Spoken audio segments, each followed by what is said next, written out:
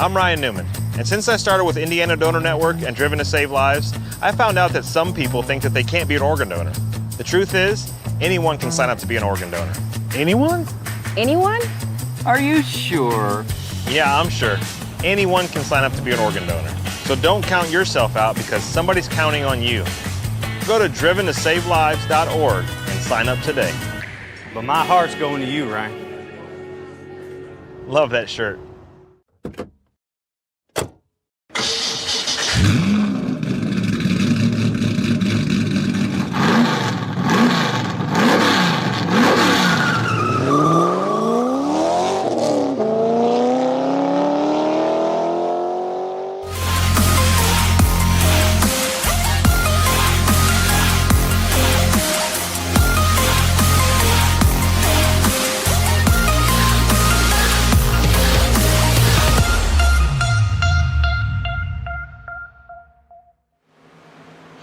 Good evening, ladies and gentlemen. Welcome back to another night of iRacing action here on the National Racing Network. For tonight, it will be the Stars and Cars of the iRacing Silver Crown Cup official series, making their return to the Pocono Raceway for round number 12 of their 12 race season.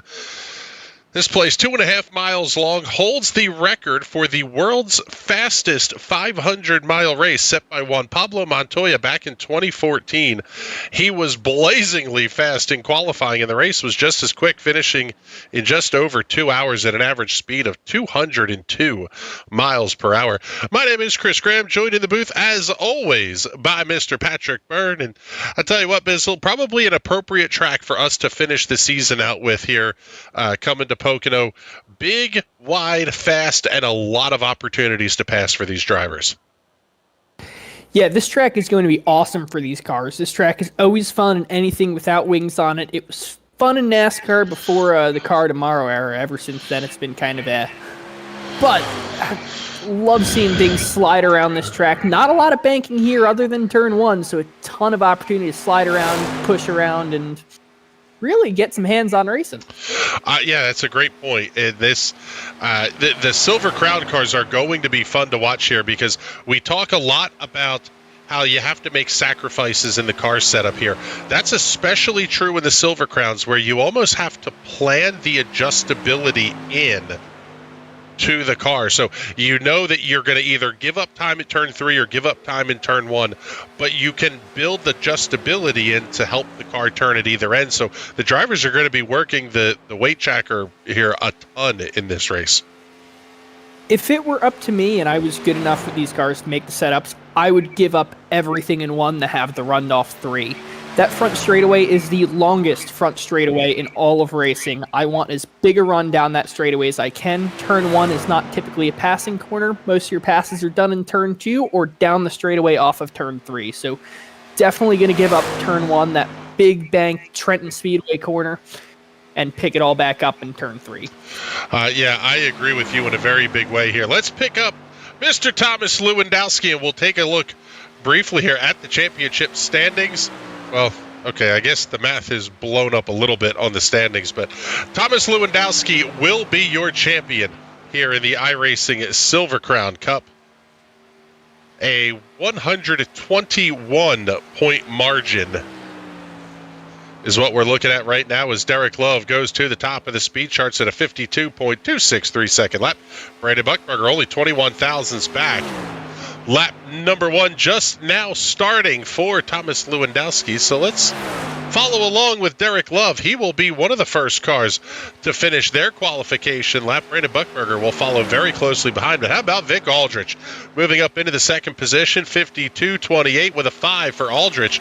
James Watson now up to position number 4. All but 4 of the 23 cars on the entry list are out on the speedway right now.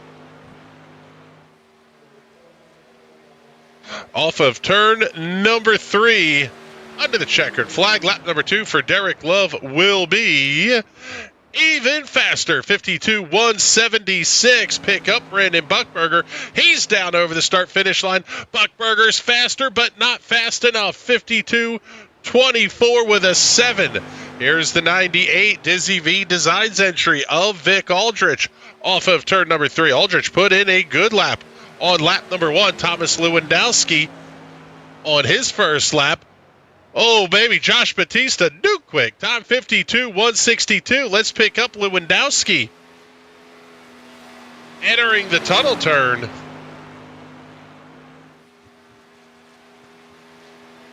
Oh, man, a little bit of a slide up towards the outside safer barrier, exiting the corner for Lewandowski. And then we'll hop over and see Josh Batista's second lap. Batista only 14 thousandths up. What can Lewandowski do off of turn number 3? Under the checkered flag, and Lewandowski will go up into the 4th position, 52.244. Brett Edwards, lap number 2, puts him up into position number 9. As that red ream rocket down under the start-finish line to complete lap number 2. And it's even faster, 52.044. He's putting a 10.5 on Derek Love for second.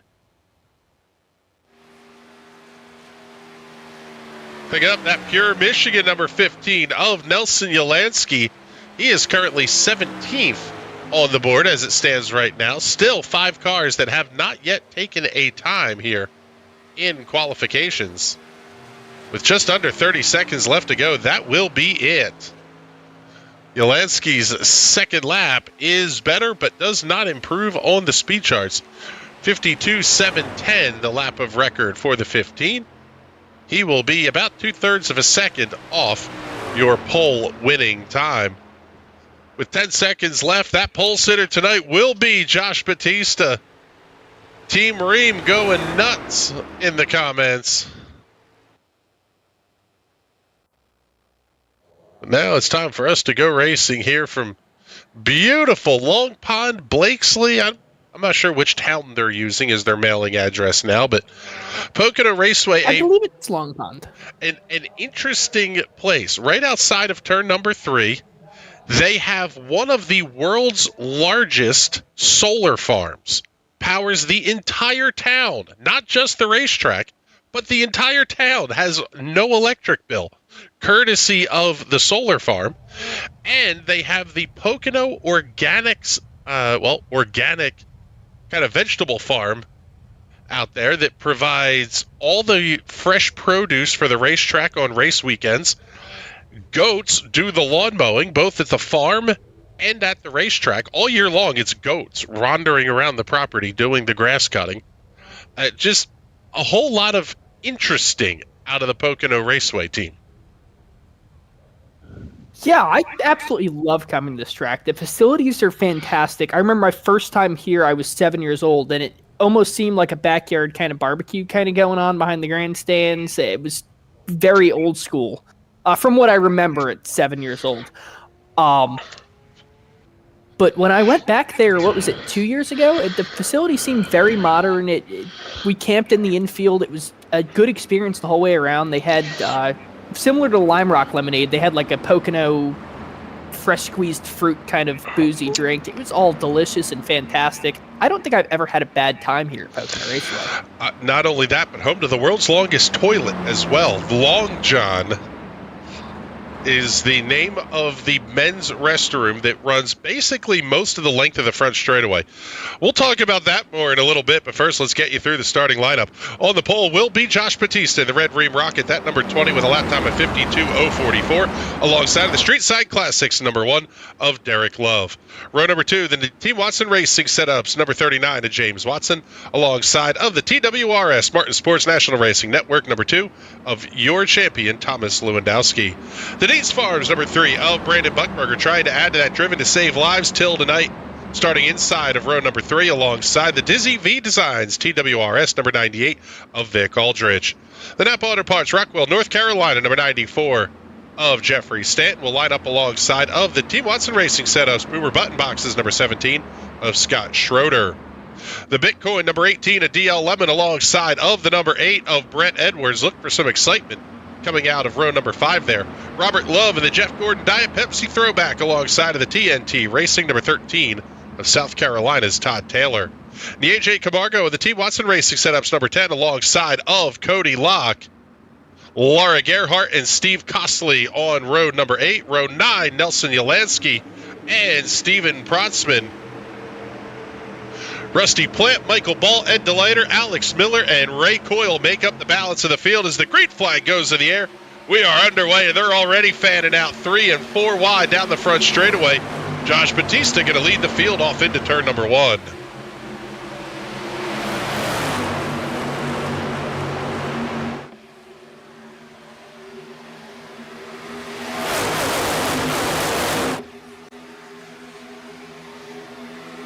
Kind of interesting that we're going to see things settle down a bit here, Bizzle, because I would have figured we would have seen a whole lot of kind of side-by-side, even 2 and 3 wide action that we're seeing a little bit further back in the pack here with Todd Taylor and the AJ Camargo and the 19 of Robert Love. Yeah, I have a feeling these guys are going to settle down for a bit. You're going to have your usual crew of 5-6 fast guys. They are going to pull away from this field, and you'll have a decent mid-pack, and that's where the race will be all the way till you get to the end. I have a feeling we'll see a finish like we saw last week among the top 3 again. 1 week ago, I guess, was it 1 week ago that we wadded up the top 3 wide into turn number 1?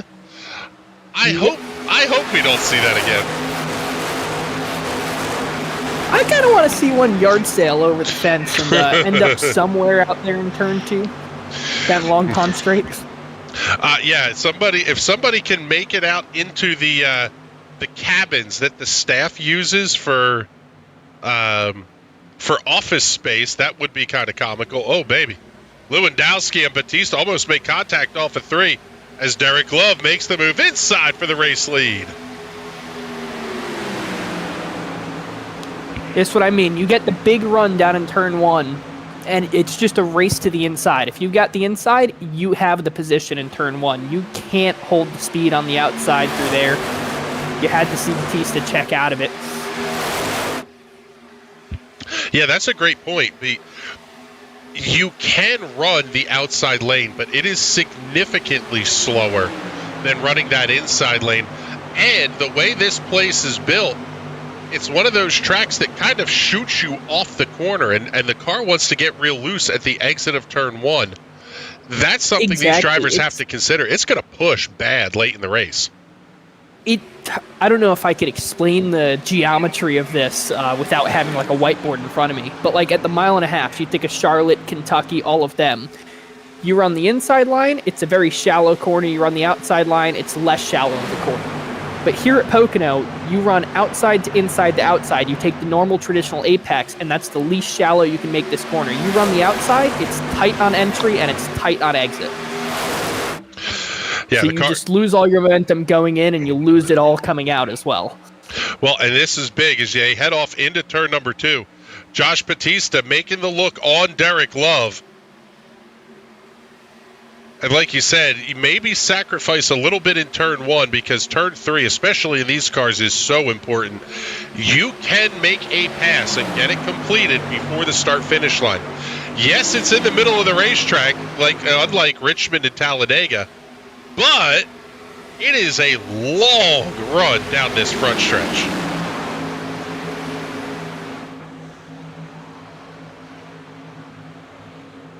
Yeah, almost 0.5 mile in length is that front stretch. It's impressive. I think it might actually be over 0.5 mile in length, longer than the straightaways at Indianapolis.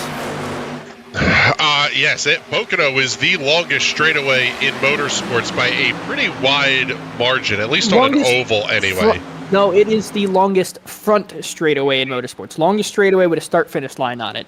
Obviously, Le Mans and Nürburgring have much longer straightaways, but they are not the start-finish line straightaway. No one likes a pedant, Bizzle.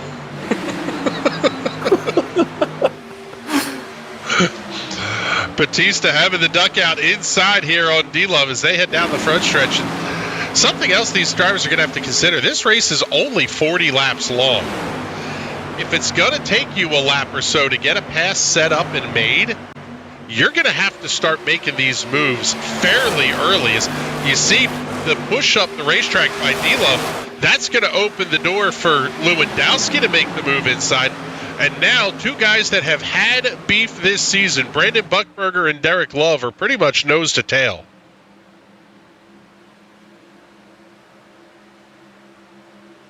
Oh, 3 wide into turn 3. This can only go so many ways of well. See, turn 3 has the opposite, not the opposite problem, but it doesn't have the problem as turn 1 has. You can run the outside line and get a huge run down the straightaway. You saw Derek Love lose the position in turn 3, but coming down the straightaway, he's going to hold it right side by side with Bautista, and I bet he has a little bit of a run going to 1, but he's going to give it all up here because he's on the outside in turn 1. Yeah, you just have to get tucked down to the inside of the racetrack at some point. Although, Thomas Lewandowski doing a mighty fine job holding that race car on the outside line. In fact, he is going to use it to take the lead away from Josh Bautista, if only for a moment, as they get to the 9 degrees and 12 minutes of turn 2. Turn 2, basically a carbon copy of the 4 corners at the Indianapolis Motor Speedway. Turn 3, modeled after the Milwaukee Mile. Big, wide, flat. It really is a tricky corner. Even when you talk about the cars that have wings and downforce stuff, these bricks are not real pleasant to get through turn 3 sometimes. No, nothing is pleasant to get through turn 3, especially the cars with wings, because you have them trimmed out so far because they can take turn 1 flat out, they can take turn 2 flat out, but that turn 3, man, that thing is so flat and so shallow that you have to get on the binders, get the car under 200 miles an hour, where you've been sitting at 240 for the entire other distance of the track, and you hit that about 180 in an Indy car, which still sounds obnoxiously fast, but that's 60 miles an hour slower than you entered turn 1. Flat and shallow. Sounds like an ex-girlfriend of yours. I wouldn't go that far. I'm not sure if he's talking about the flat or the shallow part. I'll leave that to the viewer's imagination. Lewandowski had the lead at the start-finish line. It's going to be Josh Bautista holding him off 2 by 2. Wickedly fast laps here. I mean, you talk about you hear the old saying, pace laps at 180 miles an hour. That's pretty much what these guys are doing here. Let's take a look. See, who do we want to go on board with? Bautista's probably got a great look right now. Yeah, we can go on board with Josh Bautista.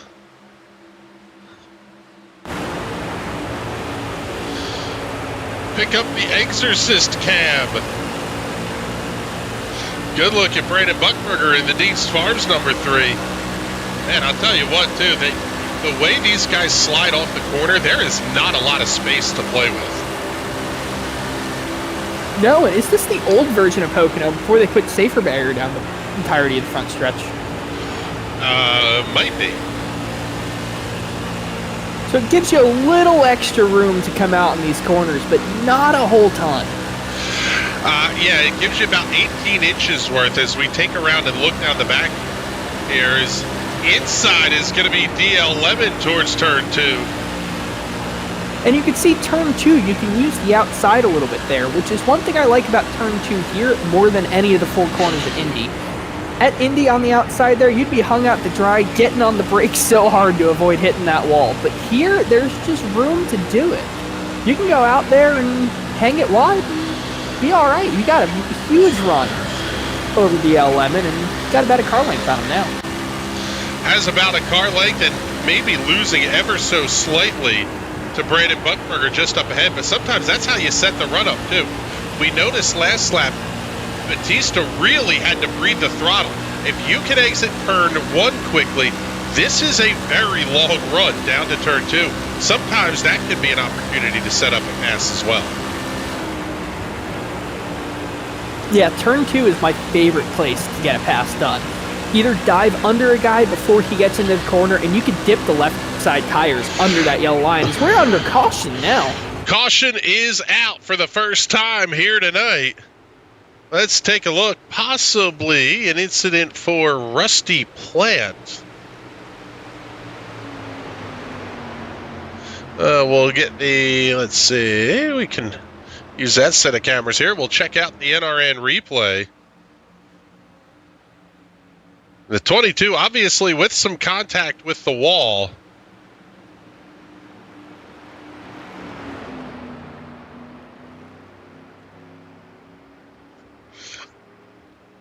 Not sure what the incident may have been here, but let's take a look and see. Try this one here. Oh, just brings the car to a stop, but unfortunately, that's going to be enough to bring out a caution flag. Stationary car on the racing surface. And one of the more frustrating things now for your race leaders, caution laps at Pocono take forever.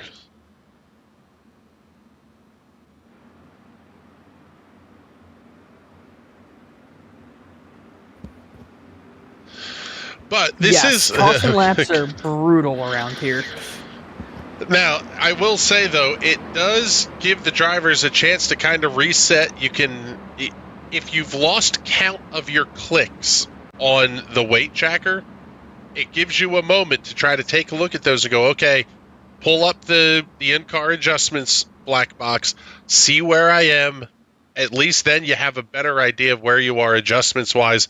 And quite frankly, get a feel for the race car. This is a pretty good spot to kind of have that caution flag. We've got 28 laps to go as they cross the start-finish line. These drivers now are going to be able to kind of, like I said, just kind of do a little bit of a reset and settle yourself in for the last blast to the finish.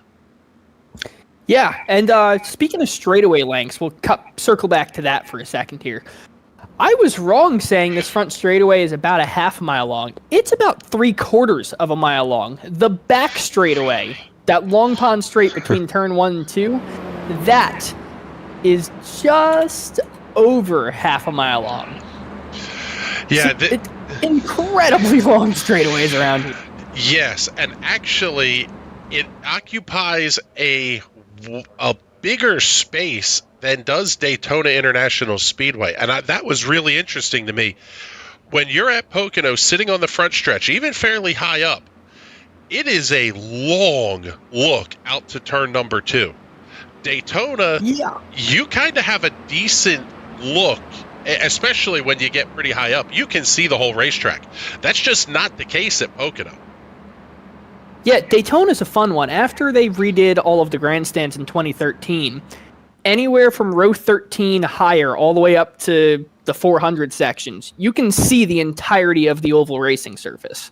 Here at Pocono, I don't think there's a seat at this place that can see the whole track. It has the same problem as Indy does, is it's just so huge, these straightaways are so long that you just can't see the entirety of the racetrack. Yeah, the straights in Indianapolis, 5/8 of a mile long, and with all the grandstands and everything else that's in the middle of the racetrack, there's just no possible way to see the entirety of the speedway. Pocono is a little bit different. It's just so long. Like, it's almost deceptive how long it is. And quite frankly, as a media member, how many miles you walk trying to cover a race at Pocono, it's pretty insane here, because the field should see the lights go out on the iRacing safety car. So that's going to mean next time by, we will go back to green flag racing. Even that back straightaway is over 1/4 of a mile long, and IHRA, the International Hot Rod Association, not the NHRA, its sister, but I don't want to call it the minor leagues. It's a rival competitor. Yes, rival league. Used to hold drag races down the front straightaway here. There's enough length on that front straightaway for you to run a 1/4 mile drag race and still have plenty of shutdown before you get to turn 1. More shutdown than at any other circuit on the NHRA or IHRA calendar. It's incredible. I don't know why they don't do that more often. You have that huge grandstand here at the U.S. Nationals. I'm going to get lynched for saying this, but should not be Indianapolis. They should be right here at Pocono. You can fit way more spectators here. Yeah, I don't know that I would agree with you on moving the U.S. Nationals, but the only issue I see with running a drag race at Pocono is the track prep. having to get that stuff cleaned off the racetrack properly, that would be a bit of a mess. But you could realistically, I mean, if you think about how wide the 4-wide tracks are at Vegas and Charlotte, Pocono's front stretch, I think, is wider than both of those. 7 wide. You can have 7 wide nationals here. Or I guess you want to put them up in even pairs, so a 6 wide national. It'd be awesome. We're going to run an entire round of eliminations in 4 seconds. Oh, it would be awesome. Field is off at turn number 4. Green flag goes back in the air. Thomas Lewandowski leading now 9 laps on the jump. And he will hold the lead down towards turn number 1. Of note, these guys will not fan out like the other cars do, mainly because you're just not up to speed enough. And these things take a good long while to get up to speed. Yeah, only single-speed transmissions in these things. So pace speed is 65 miles an hour. Top speed they're going to see around here is just shy of 200. Just like the plate cars were at Daytona and Talladega, it's going to take them over a full lap to get up to full speed. Keep your eye on the red number 7 of Laura Gerhardt up on the outside of the racetrack. Big swing from the 19 of Robert Love down to the inside. But possibly troubles here for Laura Gerhardt. Oh, yeah, big hit into the outside safer barrier. Up and over and going for a little bit of a tumble goes Laura Gerhardt. That car having to Not take sure how the that toe wasn't a in. caution. Yeah, good point.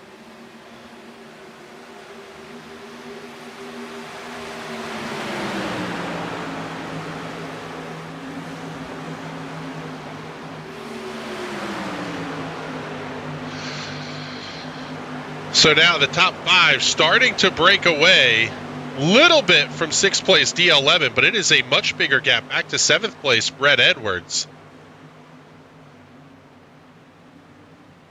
From 7th on back through 21st place Mike Ball.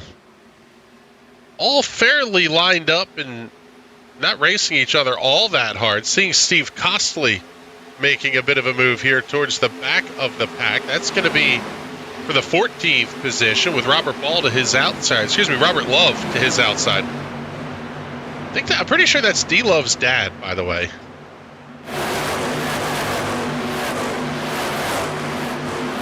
That's cool getting your dad in the sim race. I've been trying to get my father in the flight simulators or something. He was big in the flight simulators when I was a kid. I want to get him a joystick and everything. He just doesn't want to put a setup together. But it'd be so much fun hanging out with my dad playing some kind of simulator, taking a cross-country flight or something. Yeah, you get to, even if you do the shorter iRacing stuff, you get to, hang out a little bit, do some BSing and, quite frankly, hard time giving. Although, me and him, we play pool together, and usually it just ends up being a drunken crap show, so that's probably how Flight Simulator would go. It'd still be fun. Yeah.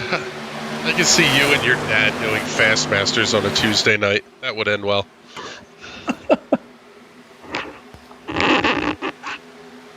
So, getting pretty close to the halfway point here. It'll be 1-2, the midway point of this race. We talked a little bit in the pre-race with some of the drivers. I said, I don't know how much I look forward to a race at Pocono because you can end up with a parade. A really, really fast parade, but still a parade. That's sort of what we have here. I don't know that it's necessarily a bad thing, but your drivers are definitely at the front, almost like they're in a conservation mode and they're trying to break away from the rest of the field, and then they can settle it amongst themselves. Pocono, now I know Wes and Dan are going to bring out the chart for this one, but Pocono is a roval. It might only have left turns here, but it absolutely races like a road course. The way you have to build the runs, the way you set them up, the way you fake out drivers, this is a road course the whole way through. Just so happens you only turn left. Yes, and that was something Darrell Waltrip talked about many years ago, was that this was the only oval on the NASCAR circuit where the drivers would have to shift. You would run third and fourth gear close enough that you wanted the top end RPMs exiting the corner, but you needed fourth gear down the straightaways for the top speed. So drivers were shifting a lot here, and that's still true in the sequential shift cars. However, these Silver Crown cars, they are direct drive. There is only one gear in these cars, and that gear selection could be a determining factor in this race. It absolutely will be, because since you only have one gear, you're trading up pull down the corners for pull down the straights. So it's really a trade-off of where you want to make the time. Jeffrey Stanton into the wall. Man, that was a pretty big shot into the outside wall exiting turn number 2. And most tracks we go to, you would go, okay, not that big of a deal. Here at Pocono, that car now will not run at speed out front. No, that car is going to have to sit in the draft for the rest of this race.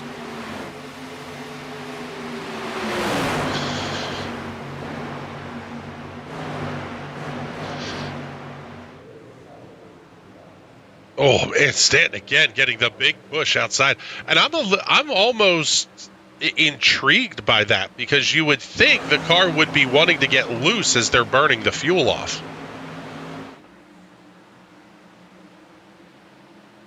Yeah, but not necessarily either. It's almost like the Porsche 911 conundrum, where since you have the engine in the back and all that weight back there, it's an understeery pig up until you don't want it to be, and it snaps around. So these cars might be getting more neutral because there's less fuel hanging over that rear axle.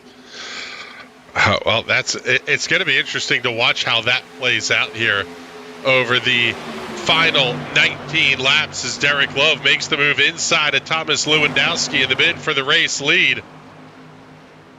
Oh, big slide off the corner. Sidon checking in saying Pocono is fan fiction the racetrack. One turn based off Indy, one off Trenton, one off Milwaukee. I like it. It's not a roval, it's fan fiction. It's like the WTF1 guys. They had a video. They did one where they took the best turn from every F1 track and put it in like R Factor or something. And then they did the same thing with the worst turn from every F1 track. Yeah. Yes, the difference was this was actually Roger Ward designing this racetrack. Indianapolis 500 champion, close friend of Tony Holman, who was the owner of the Indianapolis Motor Speedway. And the Mattioli family, Dr. Joe and Dr. Rose, went to Indianapolis, saw the race, met Tony Holman. They were dentists in the Philadelphia area and decided they wanted to build a racetrack and said, Tony, tell us what we got to do. And Tony Holman set them up with Roger Ward. They designed the racetrack. In 1972, Mark Donohue claimed the opening win here. And then the track hit on hard financial times. And it was Big Bill France Sr., that cut a check to the Mattiolis and said, this place is too good. We're not letting go of this market. And basically said, here's a check. And here's a couple of NASCAR Cup Series race dates, and that's the story to today, basically. Yes. This track is the closest track to the New York City metro area. When I was living on Long Island, this was, I guess, my home NASCAR track. Even though I was in the state of New York and Watkins Glen's in New York, Watkins Glen was a 7-hour drive, and Pocono was only 3 hours if you left at 2 in the morning, or 7.5 if you had to go through NYC traffic. Yeah, the excuse me, one of the big marketing things that Pocono relies on is it's 90 minutes to Philadelphia, it's 90 minutes to New York City. Oh, baby, Derek Love, way loose off of 2 that time. But yeah, there is something like, what is it, 15 million people that live within 5 or 6 hours of this racetrack. There is a huge base from which to draw both ticket buying fans and the sponsors that want to advertise to them. Not only that, but you send out, like, not send out and give out for free, but offer ticket packages to basically every office building and every skyscraper in Manhattan. Hey, go for a corporate retreat. Take your 15, 16 favorite employees and come bring them out to Pocono. Rent the bus and come out here. Yep, it's actually pretty neat. They have where a lot of tracks have hospitality suites that overlook the racetrack. Pocono has those. You see them down along the front straightaway. There's probably about 20 of them, maybe 25 of them. But they also have about 100 chalets, is what they call them, taking off on these ski monikers that come from the nearby ski slopes. You can basically rent a chalet. It's fully catered, the whole bit, and that's exactly what you're talking about. You bring the company out and you hang out at the races for the day, and quite frankly, it's pretty cheap entertainment to pick up the tickets for. But man alive, the race at the front is starting to get good here as we're down to 15 to go. Love sliding up ever so slightly. He's got to pinch the race car down to keep from getting into Thomas Lewandowski. Brandon Buchberger is right there as well. Our three combatants from 1 week ago are fixing to do it again, but this time they're going to have James Watson and Josh Batista right on their tails.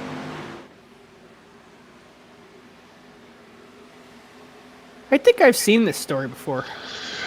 Yeah, and it didn't end well. Well, it ended well for Derek Love. I am not sure how Derek Love survived that last lap crash. We had all three leaders, 3 wide into turn 1. They wrecked. All 3 cars were airborne. And Derek Love still won that race.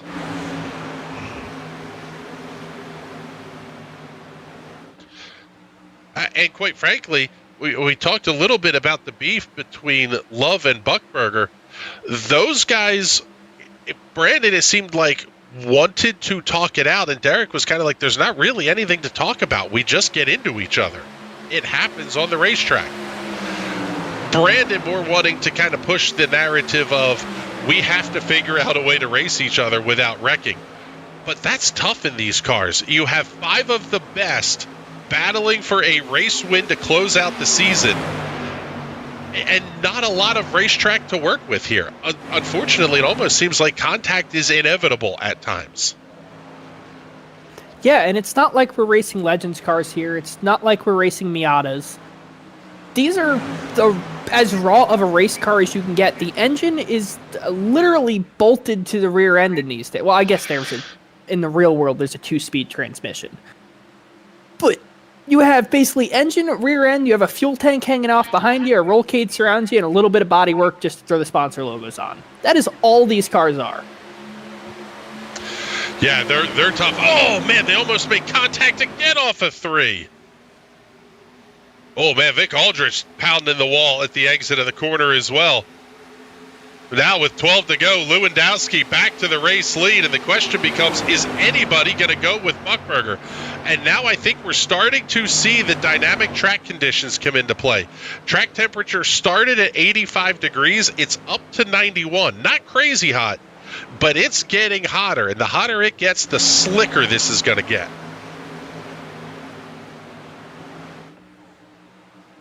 Yeah, this track gets scary when it gets slick. You'll notice speeds in the corners 20 miles an hour slower just because you can't get the grip, can't get the car to hook up, and it just wants to push into the walls. There's almost no banking here to help you around these corners. Yes, minimal banking at best here in turn number 3. Oh, man, that was side by side for the race lead. It was Thomas Lewandowski at the line. He has led 23 circuits tonight and will claim the laps led award. Take a look at our hard charger standings. How about Nelson Jelinski up 10, running in the 7th position. Nice run there for Nelson. Everybody else only picking up a couple.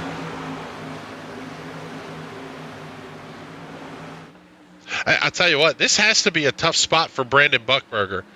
Do you go to the faster line, or what should be air quotes the faster line, and help push a guy that you're not real friendly with at the moment, or do you try to do something else and have to maybe go 2 for 1 on the race leaders?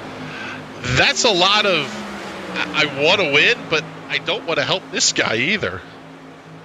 Looks like he's going with the I don't want to help this guy either. He's pushing Lewandowski on the high line for turn number 1. That's a suicide mission to me. You're not going to gain anything on the top line. I know you don't like the guy in that one car, but you got to push him, get him to the lead, you'll be in second, and you can battle him fist to fist just like you know you truly want to. Well, that's what we're seeing. You're here to win a race, not play diplomacy. Well, I think we're seeing that a little bit here as D-Love. Oh, big twitch from Love out of turn 2 that time. That's what he needs. He's clear now. He needs to dive down in front of Derek Love. Doesn't do it just yet. Backs off, slides up the racetrack. They're going to be side by side out of turn number 3. Love really Buckberger having to back off. Love, I think, has to run down the straightaway. But Buckberger's going to have the draft this time. And Buckberger had the spot at the start-finish line with 9 to go. Oh, my goodness. What a fight amongst the top 5.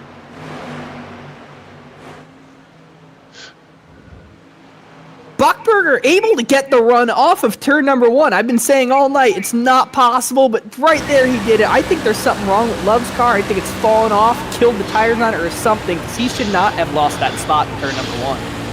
No, well, maybe not, but now he's also fighting with James Watson.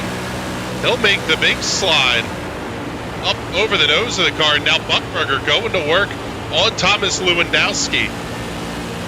Buckberger with a win tonight would go over $100 donated to Driven to Save Lives. It's been $50 for a win, $10 for a second, $5 for a third place finish.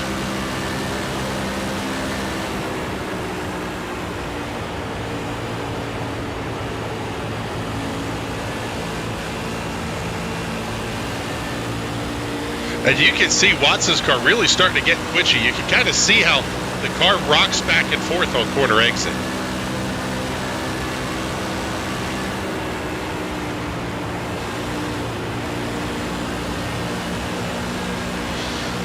Man alive, is Derek Love twitchy down there.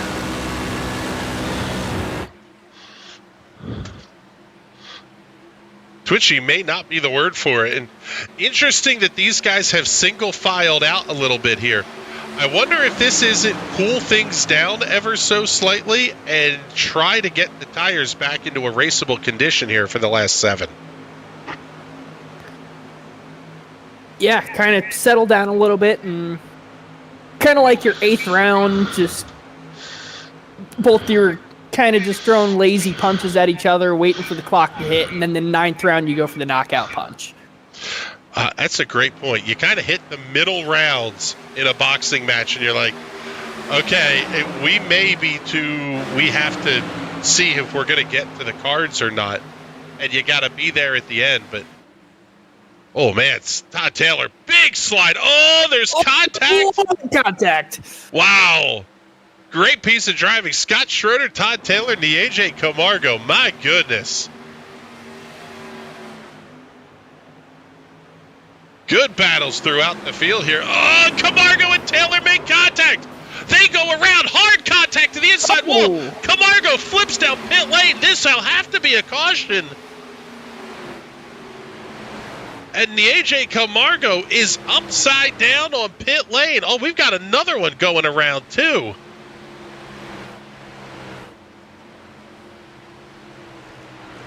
Oh my goodness. The fact that all it says is the AJ Camargo entered pit lane. He did. Technically correct. Yeah, that's one way of putting it. Take a look here at the NRN replay. There's the contact. And Camargo up and over a wild ride, tumbling down the pit lane. And unfortunately, you can't park there, bud.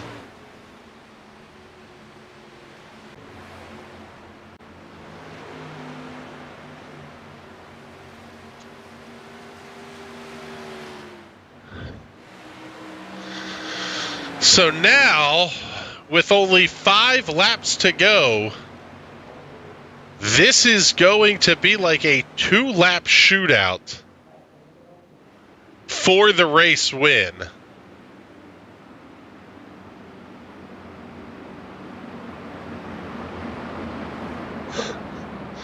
sign-on saying the Russian judge gave it his car number, 5.9.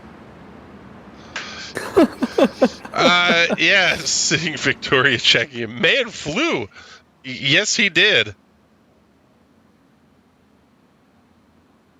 And at most racetracks, pit crews would be scampering and running away and everything else. But the pit lane at Pocono is almost as wide as the front straightaway is.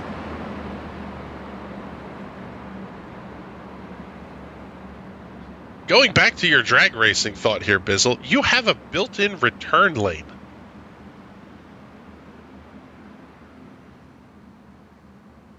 Well, you either take the cars around the ovals. Now, Top Fuel dragsters aren't known for their ability to turn, but in the pits, they can turn pretty sharp. So getting around the oval is not going to be a problem. You literally just go in a big circle. Either that, or if you lift the nose of the car up on the back of a quad, you can spin it 180 degrees, bring it right down pit lane. I think it's wide enough that they could just make the turn.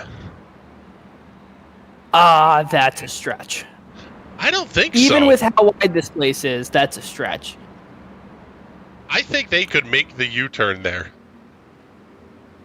Now, a Top Fuel dragster is like 3.5 lanes of this racetrack long. They are not short vehicles at all. No, I'm not saying that they are. Double O Racing checking in saying, let's go, Tom, giving champion Thomas Lewandowski some love here in the comments.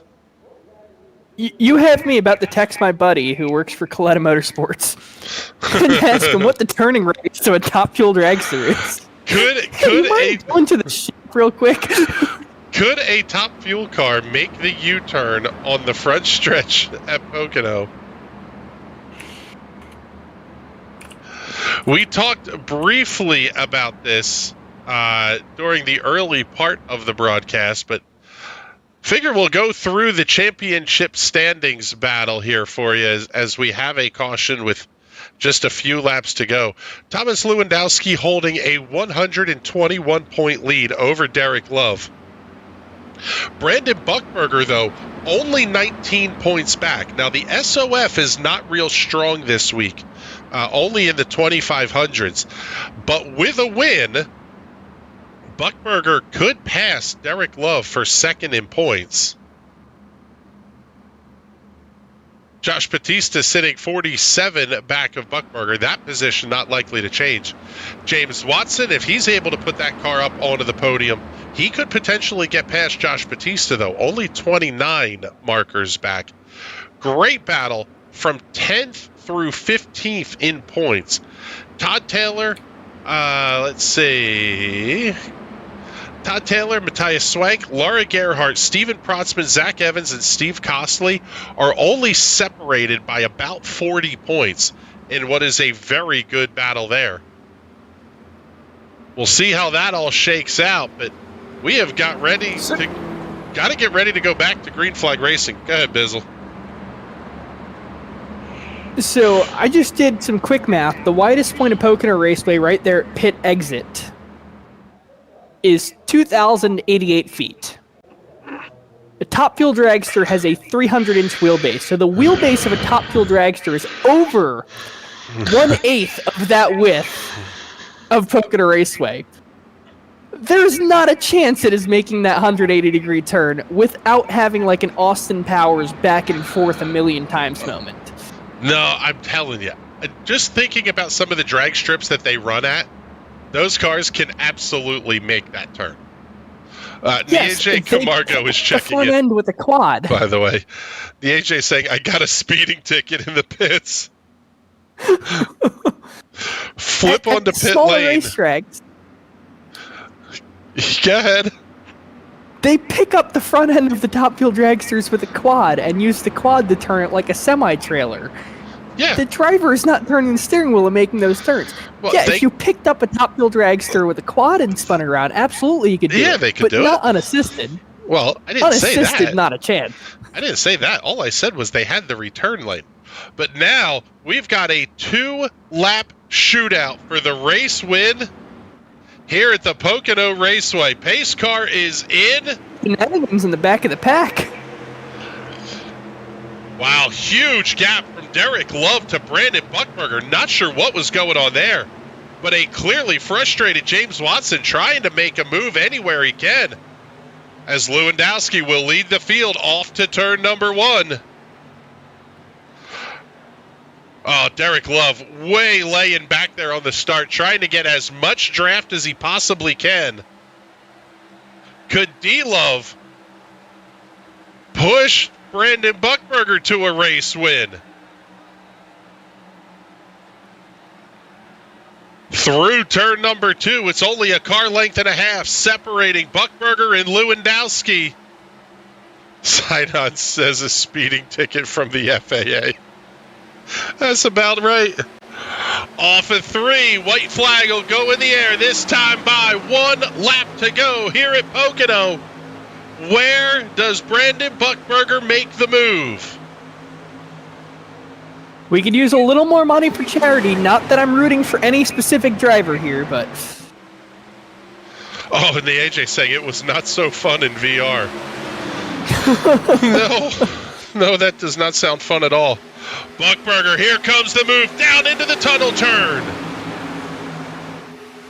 Side by side in the turn number 2. Buckberger on the inside. Not going to have the run off the corner, but if he can hold it in the 3, it might be enough to win the drag race. Who does Derek Love go with? Buckberger holds the inside lane. Love down to the inside of the racetrack as well. We could have a drag race to the finish. Little bobble by Buckberger. Here's the run to the line. Thomas Lewandowski gets the win at Pocono. Brandon Buckberger comes home second. Derek Love third. All by less than a tenth of a second.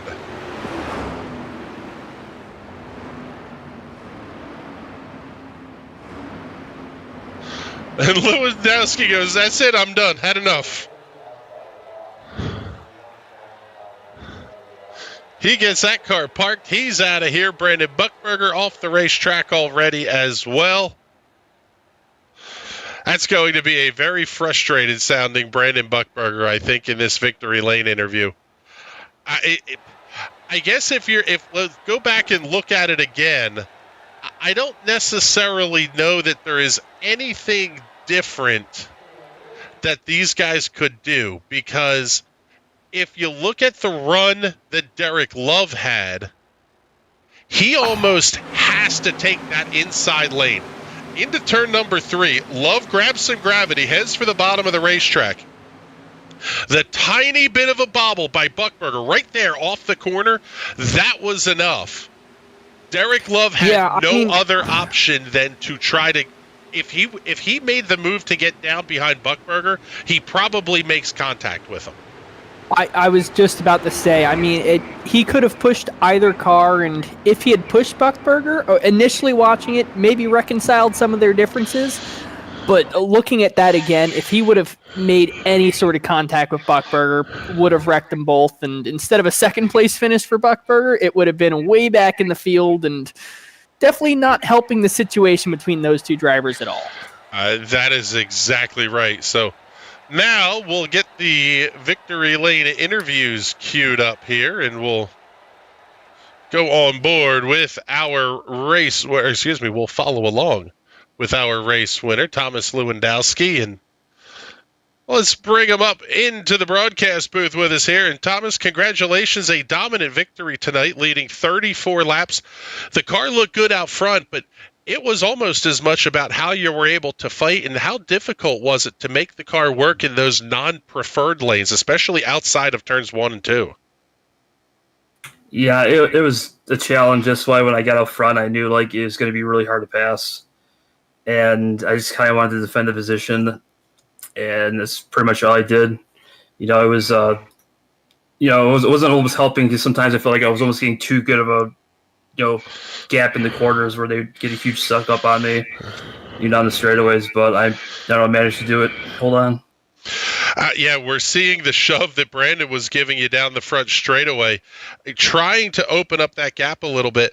Were you worried at all about that? About Brandon's car pushing off of turn number 3, because it seemed like you guys were starting to get a handful there late in the race. I trusted him for I mean, even though after last week, yeah, no, it was a few times there late in the race. The tires were just kind of wearing out a little bit, and I know I shoved the nose real bad off of 4 or 3 the one time, and you just kind of have to be aware of it and just compensate a little bit. Well, I tell you what, it was a fantastic drive tonight and an incredible season for you here, claiming another overall iRacing championship for the Silver Crown Cup. Congratulations on it. It was a hell of a season for you. Oh, thanks. Yeah, it was a great season. I never really focused too much on the the points. I just figured they kind of worked out how they do, and I just take it week by week. And I was lucky enough to put together a great season, and just want to thank all you guys that you and Bizzle over here that broadcast these, and you guys do a great job. And want to say thanks again for that. Well, thank you much. We do appreciate that, sir. A total of 21 starts, 10 wins, 18 top fives, and you led more than half of the laps completed on the season. Congratulations on the championship again, brother. And before we let you go, do all those other sponsor plugs and shout-outs that you want to get in. Yeah, I just got to thank everyone over at the Drill John, Bob, Larry, Marcus. Those guys, hang out with them all the time, and they're good friends of mine. So, and, once again, just kind of thank you guys. All right, buddy. Well, thank you much. We appreciate you coming to hang out here in the booth with us, and looking forward to talking to you a little bit more as as this season rolls on. Now it's time for us to talk to the guy who, let's bring him up here, finishing second in tonight's race by 41 thousandths of a second. And second in points, a tie with Derek Love at 1,419 points. You took the second place position on the strength of 5 wins to his 4. Congratulations on a great season here, Brandon. But first, that race tonight was really interesting. It seemed like passing was really, really hard, and I don't know what else you could have done there on that white flag lap. Not put as much jacker. I took the jacker and it got too loose there in 2 and 3. But yeah, I don't know if I had a little bit of a push. I don't know where it would have been. But yeah, it was a good run. I mean, I'm just happy I'm not wrecked. I made a bonehead move last lap last week going for a win. I was mad about it, but it is what it is. Yeah, good run though. I'm happy with it. It was fun. The 5 of us were just kind of playing around there. Once we broke away from everyone else and just was having fun until about 3 laps ago. I wish that last yellow never came out. It might have made things a little bit more interesting, I think. Yeah, even with one more lap, if we had gone green with 3 to go and not 2, I think this race is very, very different in how it ends up. But man, we were talking about it with the exit off at turn number 3. If Derek had done anything different, if he had gone down with you, there probably is contact there. And so it's almost kind of damned if you do, damned if you don't. Do you want the help that could wreck you, or do you want to come home with the second place finish? I don't even know how you answer that kind of mental conundrum. I would have rather had the push, to be honest with you, but I think Derek and I had talked a little bit after last week, and we're like, hey, well, let's just kind of give each other room now. And I think he was just playing the, hey, I don't want to bump you wrong coming to the line type of thing. And I get it. Last lap, he'd think he could have pushed Thomas a little bit and got second out of it too. That's kind of just was it dealer's choice at that point? Off the 3 for him.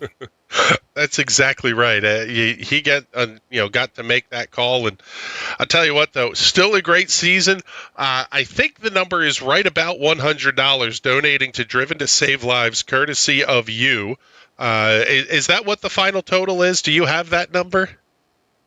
No, I never really paid attention to it. I'll have to look at all these finishes, but it'll be 100. If it's under 100, I'm going to round it up to 100. If it's over 100, I'll probably just double it and throw 200 to Driven to Save Lives for this. And it was a fun season. I mean, I had a couple wrecks, but I got a win, which was cool, and that was really cool. Shout out to the guys at Dean's Farm for always watching. They I kind of burned myself out on this, and they were like, "Oh, I'll just run," and they were like, "This is fun to watch." So they said you guys do a really good job at the broadcast, and they said they have fun watching it too. So Thank you guys for putting on like a broadcast every week. It gives it a little bit more fun, there's more to it than just a race.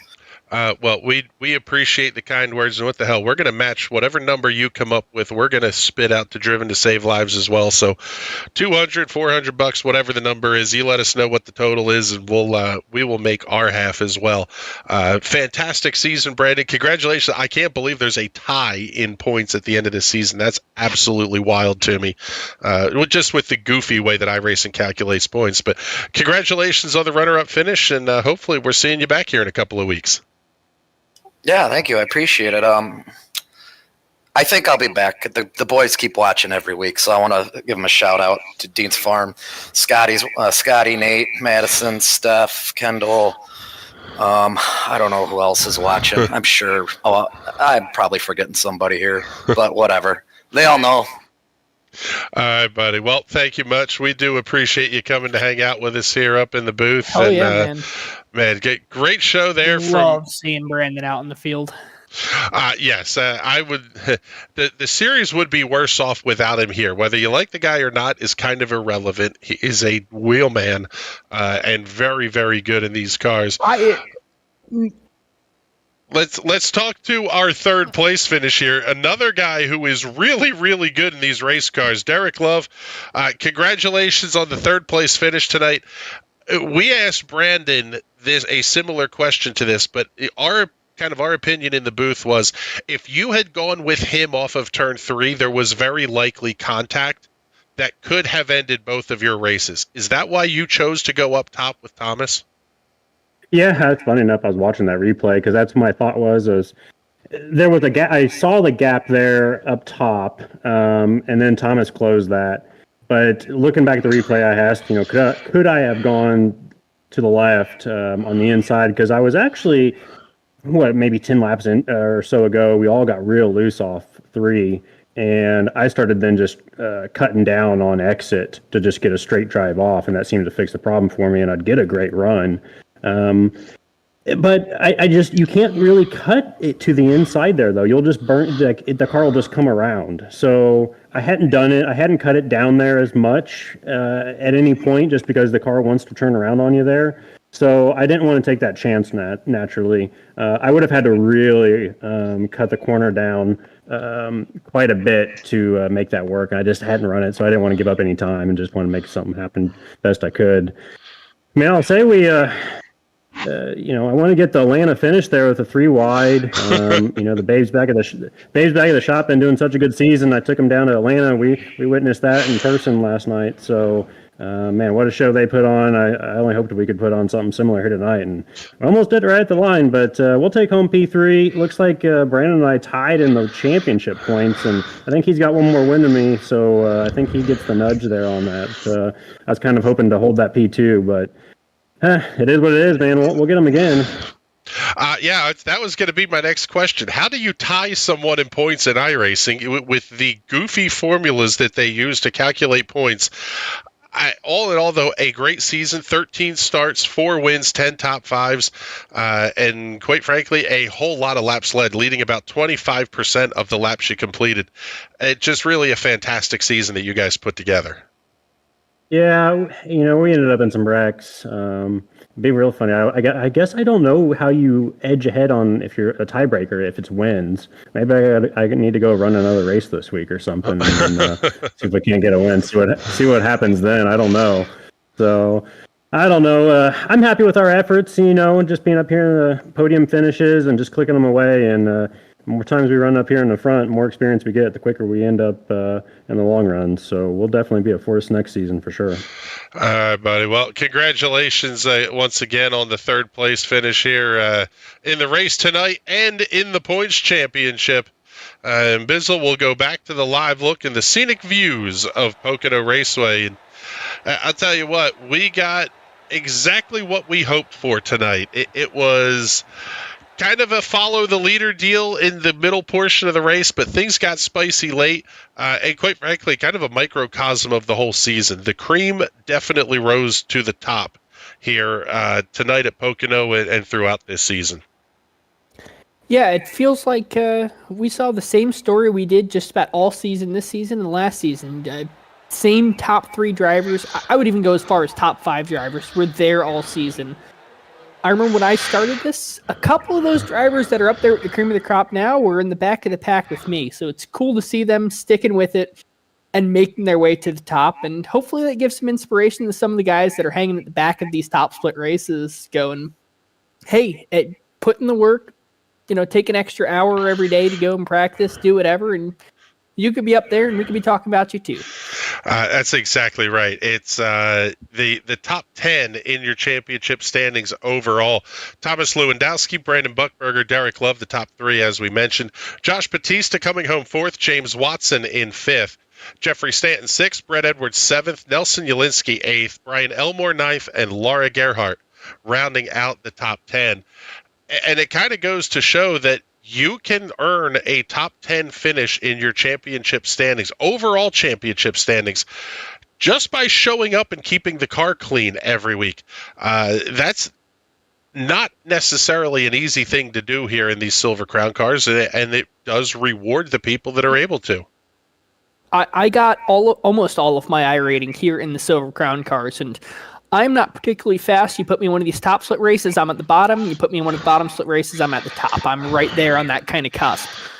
But in the one season I ran these things, I went from a 1,700 driver to a 2,800 driver just by not wrecking the car, keeping it under control, and going out there. And I won a lot when I was in the bottom split races, but even just keeping it clean in the top split ones, getting top 10s once in a while, and you'll get up there.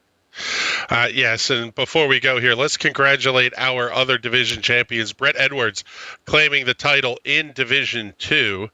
Division 3 will go to, very likely anyway, will go to Nelson Yalinsky. Steve Costley would need a pretty crazy second SOF race to happen later in the week. But that one is close anyway. Scott Holder is the current points leader in Division 4. And back to Division 5, Go and Win will claim that one.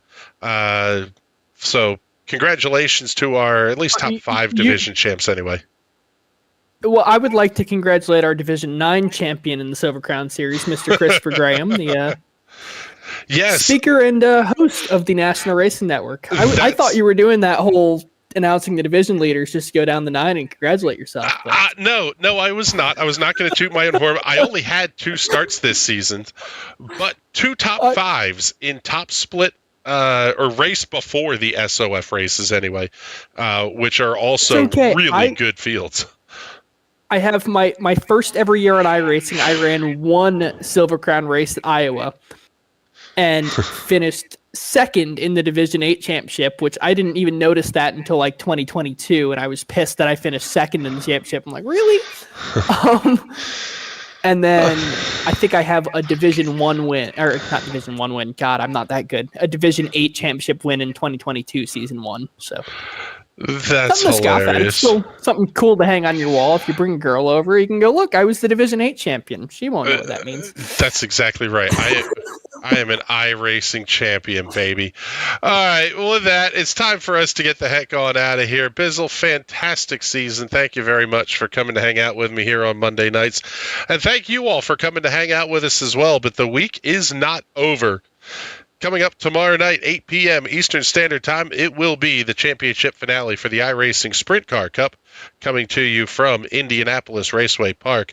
Thursday night, we will crown a champion in the USF Pro Series with a visit to the short course at Okayama.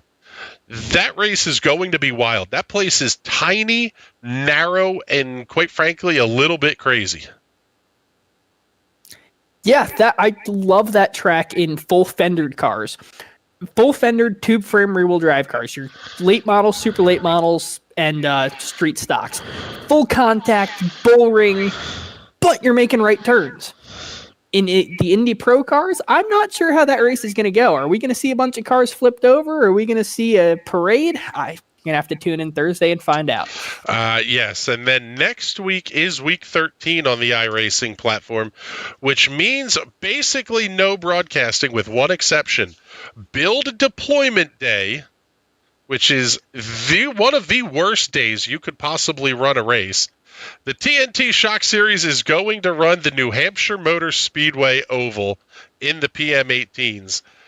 The weather system Tempest will be releasing. Additional updates to the ovals will be releasing. Probably then an update to the PM18 as well. It could be that these guys' setups are thrown completely out the window and there is no practice of any kind available to them until the session opens. I'm looking forward to it. That's going to be a driver's race for all the drivers. Yes, it will. And quite frankly, it's one that I'm looking forward to. But with that, until tomorrow night in the iRacing Sprint Car Cup, it's time for Bizzle and I to get the hell on out of here. So for Bizzle and everybody else here at the National Racing Network that gets these shows on the air, my name is Chris Graham. Thank you so much for coming to hang out with us, and we will talk to you all soon. Have a great night, everybody.